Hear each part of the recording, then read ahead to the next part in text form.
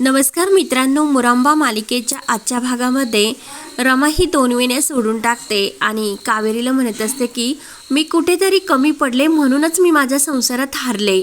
तर कावेरी ही रमाला समजावते की असे काही नसते आणि तू स्वतःची हिंमत वाढवून स्वतःसाठी लढण्याचा प्रयत्न कर.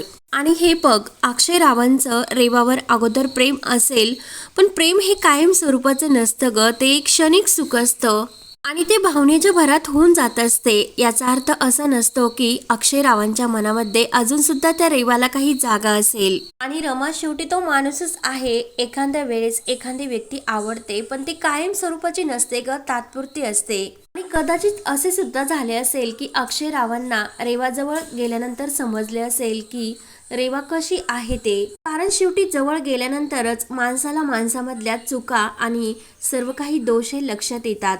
आणि रमा, एक गोष्ट सांगते मी तुला, अक्षय रावांना खऱ्या सोन्याची पारख आहे हे मी त्यांना चांगले ओळखते. आणि त्यांना हे सुद्धा चांगले माहिती आहे की रमा ही रेवापेक्षा चांगलीच आहे. आणि तुला एक गोष्ट सांगते मी, रेवा जरी तुझी मैत्रीण असली ना, म्हणून आतापर्यंत मी तुला काही बोलले नाही. रेवा कुठल्या थराला जाऊ शकते हे रमा तुला सुद्धा चांगली माहिती आहे.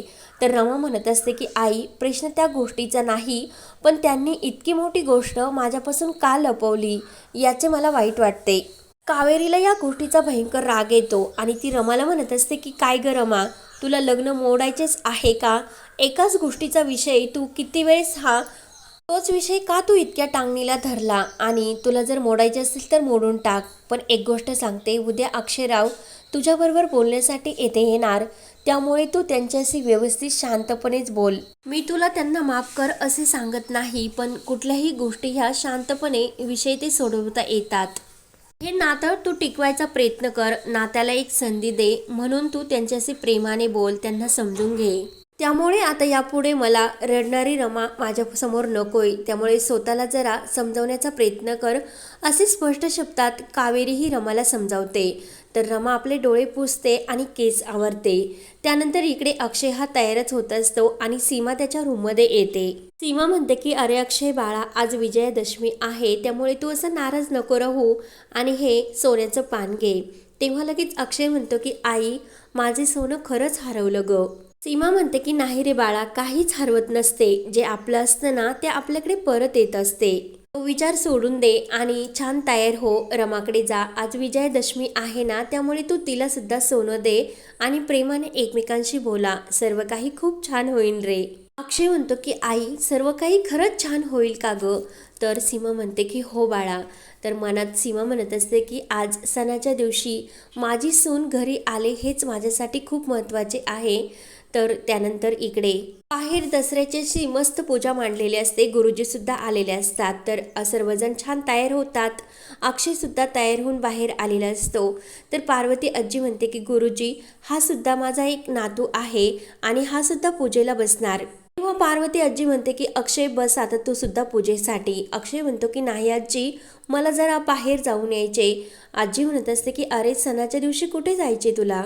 सर्वजण हे जोडीने पूजेला बसलेले असतात. तर पार्वती म्हणते की अरे घरामध्ये जरा मस्त असे छान वातावरण होईल खेळीमेळीचे, म्हणून घरामध्ये मी आज ही पूजा ठेवली आणि तू कुठे बाहेर जातोस? एवढ्यात अभि हा आरतीला म्हणत असतो की रमा येथे नाही, त्यामुळे अक्षय पूजेला बसणार नाही असे मला वाटते.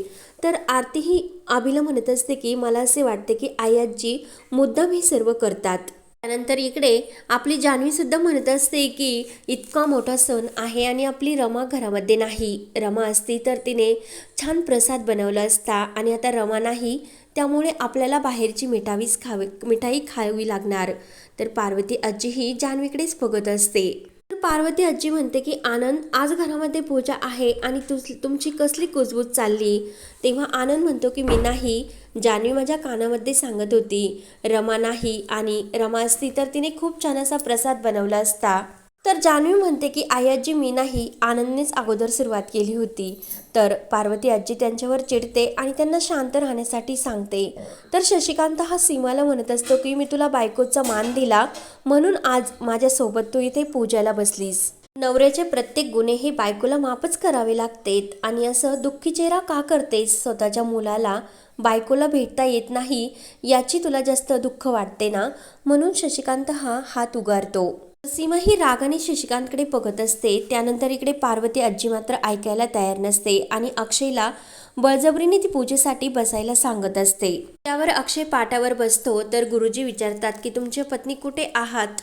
तर लगेच पार्वती आजी म्हणते की ती माहेरी गेलेली आहे. तर गुरुजी म्हणतात की काही हरकत नाही, मग तुमच्या शेजारी पाटावर हा पानाचा विडा ठेवा. त्यावर अक्षय त्या विड्याला हळद कुंकू लावतो आणि लगेच पूजाला तयार सुरू होत असते. तर पार्वती आजी हळूच रेवाला म्हणते की रेवा मला पाणी दे. तेव्हा रेवा एक ग्लास घेऊन येते आणि मुद्दाम जिथे विडा ठेवलेला असतो त्यावर तो ग्लास पालथा करून देते. तर अक्षय रागाने रेवाकडे बघत असतो. त्यानंतर इकडे रमासुद्धा ही नाराज होऊनच पूजा तिने मांडलेली असते आणि देवासमोर दिवा लावत असते. तर कावेरी येते आणि रमाला आवाज देते. रमा मात्र शांतच असते आणि नाराज असते. तर कावेरी म्हणते की अगं मंगला, या रमाला कसे समजावे तेच मला कळत नाही, तिला कसे दुःखातून बाहेर काढू मी? तर मंगला मावशी ही कावेरीला शांत राहण्यासाठी सांगते आणि मी रमाला समजावते असे खुणावते. तर मंगला मावशी ही रमासमोर येते आणि जोरात रमा असे ओरडते. तर मंगला मावशीला इतके जोराने ओरडलेले पाहून पंकजसुद्धा धावतच येतो आणि रमा कावेरी खूपच घाबरतात. तेव्हा पंकज म्हणतो की अगं तू इतक्या जोराने का ओरडलीस? मान्यवरचे भांडणेसुद्धा खाली पडतील आणि कौलंसुद्धा खाली येतील. शेजारच्या काकूसुद्धा धावतच येतील की इकडे काय झाले ते. तेव्हा मंगला मावशी ही रमाला दाखवते आणि ते बघा कशी रडत बसलीये. रमा मात्र रडत असते. तर पंकज हा रमाजवळ येतो. पंकज म्हणतो की ए रमा, सणासुदीचं असं डोळ्यामध्ये पाणी नसते आणायचे. आज काही बाहेरचे लोक आतमध्ये येतात, आपण त्यांच्याबरोबर प्रेमाने आनंदाने वागायचे असतात. तर कावेरी म्हणते की अगं रमा, तुला माहिती आहे की आजच्या सणाचं काय महत्त्व असते? आज रामाने रावणाचा वध केला होता आणि दुर्गेने महिषासुराचा वध केला होता. रमा उठते आणि तुमचं खरं आहे असे बोलून देवाजवळ येते. देवाला खुश होऊन नमस्कार करते, प्रसाद ठेवते. तर लगेच मंगला म्हणते की काय हो, तुम्हाला इतके ज्ञान कुठून आले असे पंकजला विचारत असते. पंकज म्हणतो की मी दिवसभर दारूच पित नाही, जगाचे सुद्धा ज्ञान मी घेत असतो. तेव्हा लगेच रमा ही देवासमोर मनात म्हणत असते की देवानेच आमची गाठ बांधली आहे आणि देवच आता ते व्यवस्थित करेल. त्यानंतर इकडे सीमा ही रेवावर चिडते आणि तू का तो पाठ इतका खराब केला असे विचारते. तेव्हा लगेच गुरुजी म्हणतात की अहो, तुम्ही तर हा पाठ पूर्णपणे पुसून टाकला, म्हणजे हा नक्की काहीतरी अपशकुनच आहे. तेव्हा गुरुजी हे अक्षयला विचारतात की तुमच्यामध्ये आणि बायकोमध्ये सर्व व्यवस्थित आहे ना, आणि हा अपशकुनाचा संकेत आहे. तर अक्षय म्हणतो पाटावर हे चिमूटभर वाहिलेलं हळदी कुंकू पुसल्याने कुठलाही अपशकुन घडत नसतो. आमची गाठ ही देवाने बांधलेली आहे, त्यामुळे आमची गाठ इतकी घट्ट आहे आमचं नातं सुद्धा. आणि ह्या ग्लासभर पाण्याने काय पूर जरी आला तरी ते सुद्धा वाहून जाणार नाही. तर रेवाचा जळफळाट होत असतो आणि पार्वती आजीचा सुद्धा. तेव्हा पूजा ही पूर्ण होते. त्यानंतर संध्याकाळी अक्षय विचार करत असतो की घरामध्ये आता आजीसुद्धा रूममध्ये आहे, कोणी दिसत नाही, जरा लगेच पटकन रमाकडे जाऊन येतो. म्हणून अक्षय जायला निघतो. तर समोरून जान्हवी आणि आनंद येतात आणि विचारतात की काय रे अक्षय, कुठे निघालास? अक्षय म्हणतो की जरा जेवण जास्त झाले म्हणून शतपावली करून येतो. त्यावर जान्हवी विचारते की अरे, रमाच्या हातचे जेवण नाही तरी सुद्धा तुझे पोट कसे भरते रे? खरंच रमाच्या हाताला किती चव आहे.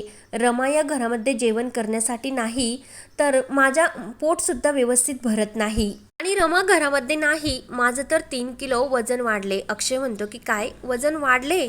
अक्षय म्हणतो की मी कुठे नाही, रमाकडे चाललो आणि ती घरी आल्यानंतर तू रमाच्या हातचं नक्की वहिनी व्यवस्थित जेवण कर.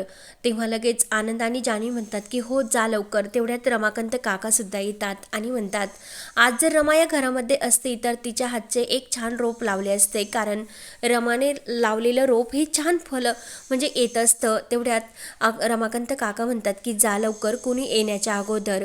तेवढ्यात अक्षय जायला निघतो आणि लगेच पार्वती आजी बाहेर येते. रमाकांत काका म्हणतात की अगं आई, जरा मीच त्याला म्हटलो की शतपावली करून ये, तेव्हा तो शतपावली करण्यासाठी निघालास. तर पार्वती आजी म्हणते ते लांब वगैरे जाऊ नको. तर अक्षय म्हणतो की असं जातो आणि लगेच असा येतो. तर अक्षय जायला निघतो आणि पुढे लगेच सीमा असते. सीमा म्हणते की काय रे, इतक्या रात्री कुठे निघालास? तर अक्षय म्हणतो की अगं रमाला भेटण्यासाठी, आणि असा जातो आणि लगेच असा येतो. तर सीमा म्हणत असते की अरे इतक्या रात्री नसते जात. तर अक्षय म्हणत असतो की मी गुरुजींना सुद्धा सांगत होतो की असे कोणतेही अपशकुन वगैरे काही नसतात, असे अपशकुन वगैरे काही नसतात. तर सीमा खुश होते आणि जा हे तिला पटकन दे आणि पटकन ये. तेव्हा अक्षय मात्र खूप खुश झालेला असतो आणि रेवा हे सर्व बोलणे ऐकत असते. तर अक्षय म्हणत असतो की मी तिला जाऊन सांगतो की मी तिच्याशिवाय जगू शकत नाही. तर रेवाचा खूप जळफळाट होतो आणि ती मनात म्हणत असते की अरे अक्षय, तू तिच्याशिवाय काय? अक्षय, तुला मी माझ्याशिवाय जगून देणार नाही. म्हणून तिनं जो काही अक्षय झोपेत असताना अक्षयच्या गळ्यामध्ये मिठीत घातलेला जो काही तिच्याकडे फोटो असतो, तो फोटो बघून मात्र ती आणखीनच खुश होते. म्हणून त्याच फोटोचा वापर करून आणि तो फॉर्म्युला वापरून रमा आणि अक्षय यांना एकत्र येऊन न देण्यापेक्षा रमाचा राग आणखीन अक्षयवर कसा वाढवायचा याचा ती विचार करत असते आणि आता त्याच फोटोचा वापर करण्याचा. तर हा भाग येथे संपतो. पुढील भागामध्ये कावेरी रमाला समजावत असते की अगं रमा, अक्षयराव लगेच येतील, आज नाही आले तर उद्या सुद्धा येतील. आणि अक्षय तिकडे यायलाच निघलेला असतो, गाडीतून येत असतो आणि त्याच वेळेस कावेरी तिला जेवण करून घेण्यासाठी सांगत असते. तर लगेच रमाच्या मोबाईलवर तो मेसेजचा आवाज येतो. रमा म्हणत असते की आज आले नाही म्हणून त्यांनी मेसेज पाठवला असेल. तेव्हा लगेच रेवाने तो फोटो पाठवलेला असतो, तो रमाही आपल्या मोबाईलमध्ये बघते आणि तो फोटो बघून रमाला आणखीनच धक्का बसतो. तिच्या डोळ्यामध्ये पाणी आलेले असते आणि ऐन वेळेस तेथे अक्षय सुद्धा आलेला असतो. तेव्हा आता पुढे काय होणार हे पाहण्यासाठी चॅनलला नक्की सबस्क्राईब करत रहा. धन्यवाद.